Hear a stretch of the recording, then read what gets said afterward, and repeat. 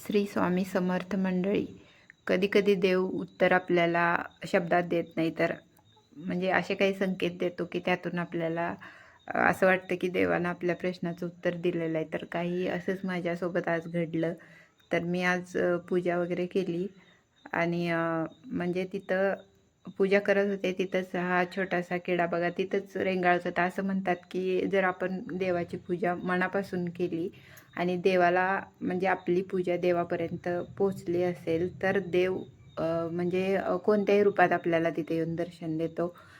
तर म्हणजे आपण पूजा करताना कुठलाही जीव पूजेच्या तिथं म्हणजे देवाजवळ असा रेंगाळत असेल, तर आपण असं समजायचं की देवानं आपली पूजा स्वीकार केली. तर स्वामी महाराजांना मुजरा वगैरे करून मी नंतर बसले होते. ते बसल्यानंतर पण तो किडा माझ्याजवळच रेंगाळत होता.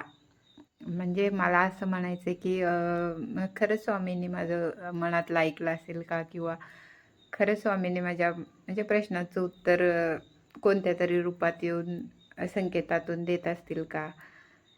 तर आजची पूजा मला खूपच म्हणजे मनाला समाधान वाटलं. तर मी इकडे येऊन बसले. इथं पण तो किडा म्हणजे नाही का मी बसले तिथंच रेंगाळतोय. म्हणजे मी देवासमोरच बसते कधी पण पूजा करून झाल्यानंतर.